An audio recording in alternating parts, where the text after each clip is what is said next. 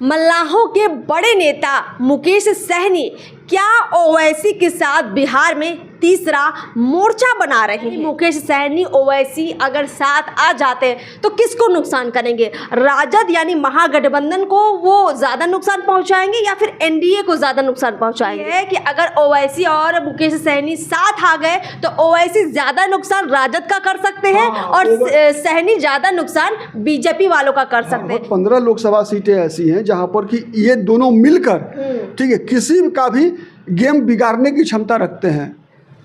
मल्लाहों के बड़े नेता मुकेश सहनी क्या ओवैसी के साथ बिहार में तीसरा मोर्चा बना रहे हैं? क्या ओवैसी मुकेश सहनी के साथ कुछ ऐसी तैयारी कर रहे हैं जिसके बाद राजद और बीजेपी दोनों को बहुत बड़ी परेशानी हो सकती है? अंदर क्या चल रहा है बिहार की राजनीति में? अगर ये थर्ड फ्रंट बनकर तैयार हुआ तो इस बार के लोकसभा चुनाव में क्या होगा, क्या बदलेंगे समीकरण, सब कुछ समझाने का प्रयास करते हैं। देखिए प्रदीप सर हमारे साथ है, स्वागत है सर आपका। बहुत बहुत धन्यवाद अर्पिता। देखिए सर, हम लोग लगातार चर्चा करें मुकेश सहनी की तो ये देखा गया कि सहनी अभी ना एनडीए के साथ है ना महागठबंधन के साथ हैं, और जो उनके बड़े समर्थक हैं बिहार के अंदर, जो उनके चाहने वाले हैं, ज़रूर ये जानना चाहेंगे और उनके विरोधी भी जानना चाहेंगे कि सहनी, क्योंकि वो पैसे के मामले में बड़े नेता हैं, तो ऐसे में वो चुपचाप तो नहीं बैठेंगे, कुछ तो खेला कर ही रहे। क्या लगता है आपको? देखिए ऐसा है कि मुकेश सहनी जो है अपनी जाल में अभी तो फंसे हुए दिख रहे हैं। अच्छा। ठीक है, लेकिन चूंकि मोलभाव करने में वो माहिर हैं, तो ऐसा भी हो सकता है कि चूँकि बिहार की राजनीति और देश की राजनीति जो है वो गठबंधन के दौर में है अभी। ठीक है, तो दो गठबंधन तो बिहार में तैयार हो चुका है। एक तरफ है एनडीए, दूसरी तरफ है महागठबंधन। एनडीए में भारतीय जनता पार्टी, जनता दल यू, लोक जनशक्ति पार्टी रामविलास, जीतन राम मांझी, उपेंद्र कुशवाहा, एक तरह से जंबो गठबंधन जो है वो भारतीय जनता पार्टी का भी एनडीए का भी गठबंधन है। और दूसरी तरफ लालू प्रसाद की आरजेडी, कांग्रेस पार्टी, भारतीय कम्युनिस्ट पार्टी माले और सीपीआई और सीपीएम का एक मजबूत गठबंधन। तो दो मजबूत गठबंधन है, लेकिन इस बीच जो है ना जो कई प्लेयर्स हैं, जो इंडिपेंडेंट प्लेयर्स हैं, वो अपनी कुछ न कुछ तो योजना बनाई ही होंगे, क्योंकि इन दोनों गठबंधन ने मुकेश सहनी को एक तरह से त्याज दरकिनार कर दिया है। ठीक है, मुकेश सहनी से जिसे कहती है ना कि पाला छुड़ा लेना, भाव नहीं दिया। हाँ, मुकेश सहनी को भाव नहीं दिया है, उन्हें अंडर एस्टिमेट किया जा रहा है। तो अब देखना यह है कि मुकेश सहनी, हाँ, एक विषय तो है कि 2020-19 का जो लोकसभा चुनाव था उसमें भी एक तीसरा मोर्चा बना था। और तीसरा मोर्चा के केंद्र में थे AIMIM असदुद्दीन ओवैसी। विधानसभा चुनाव में भी बना था, 2020 के बिहार विधानसभा चुनाव में भी बना था तीसरा मोर्चा, जिसमें कि जाप उस समय पप्पू यादव की पार्टी, उपेंद्र कुशवाहा की पार्टी और असदुद्दीन ओवैसी की पार्टी, ये तीनों मिलकर चुनाव लड़ रहे थे बिहार में। अच्छा। आपको याद होगा 2020 का बिहार विधानसभा चुनाव जो है ये तीनों मिलकर लड़े थे। और उसके बाद भले ही इन लोगों को सीटों में सफलता नहीं मिली थी, लेकिन वोट जो है लगभग 5% ये लोग जो है काटने में सफल हुए थे।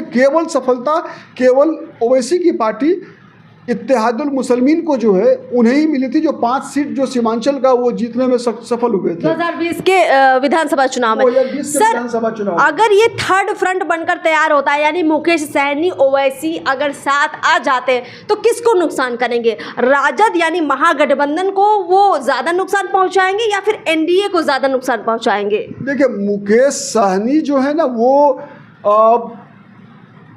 दोनों का वोट काटेंगे। तो अगर दोनों का वोट काटेंगे तो कोई बहुत अधिक नुकसान नहीं होगा, क्योंकि आप देखेंगे कि बिहार में जो है हर जाति के अंदर, ठीक है, 2 तरह का वोट बैंक है। ठीक है, एक वोट बैंक है जो जाति के आधार पर मतदान करती है, तो जो और उसके अंदर देखेंगे आप कि जाति के आधार पर मतदान करते समय वो सवर्ण विरोध की मानसिकता वाले जो सहनी जाति के लोग हैं, वो लोग राजद का नुकसान करेंगे। देखिए ओवैसी के साथ दूसरा हर जाति में आपको पता है कि माने जो एक हिंदुत्व माने हिंदू वोट बैंक जो बना है, तो सहनी में भी बना है। सहनी में भी जो माने राम और केवट का जो माने निषाद राज का जो संबंध है, उस संबंध पे भरोसा रखने वाले मल्लाहों की संख्या बहुत बड़ी है। बहुत बड़ी। आपको पता होगा कि लोकसभा चुनाव में लगातार जो है मल्लाह जाति जो है बीजेपी के लिए वोट करती रही है। ठीक है, तो ऐसे जो हिंदू मानसिकता के जो सहनी है, मल्लाह हैं, ठीक है, वो जब मुकेश सहनी के नाम पर मुकेश सहनी के पास जाते हैं अपनी पार्टी के नाम पर, जाति की पार्टी के नाम पर, तो वो भाजपा का नुकसान होता है। तो नुकसान दोनों तरफ बराबर करते हैं, बराबर होता है। मतलब कुल मिलाकर ये तस्वीर निकल रही है कि अगर ओवैसी और मुकेश सहनी साथ आ गए तो ओवैसी ज्यादा नुकसान राजद का कर सकते हैं और सहनी ज्यादा नुकसान बीजेपी वालों का कर सकते हैं। एक और बात हम समझना आपसे चाहेंगे, जैसे हम देख रहे हैं कि सीमांचल एरिया में ओवैसी ज्यादा प्रभावी है क्योंकि वहाँ मुस्लिमों की संख्या ज्यादा है। ऐसे मुजफ्फरपुर में देखा जाए तो सहनी की पार्टी का ज्यादा वहां पर प्रभाव दिखता है। तो वहां बीजेपी की और राजद की क्या स्थिति है दोनों की? केवल मुजफ्फरपुर ही नहीं बल्कि गंगा के उस पार आप चले जाइए, कई संसदीय सीट ऐसी है जहां पर कि मल्लाहों की बहुत ही अच्छी खासी संख्या है। जैसे हाजीपुर, वैशाली, मुजफ्फरपुर, समस्तीपुर, दरभंगा, मधुबनी, सुपौल, ठीक है, ये और उधर खगड़िया। अच्छा, ठीक है, ये 8 लोकसभा सीट ऐसी है जहां पर के मल्लाहों की संख्या काफी बड़ी है और वो किसी भी चुनाव को प्रभावित करने की क्षमता रखती है मल्लाह जाति।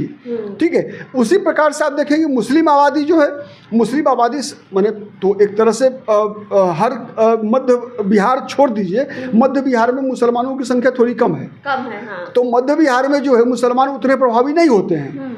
ठीक है, मगध का जो रीजन है, मगध के रीजन में मुस्लिम वोट बैंक उतना प्रभावी नहीं है जितना उत्तर बिहार, ठीक है, या फिर पूर्वी बिहार, भागलपुर, बांका वगैरह का जो मुंगेर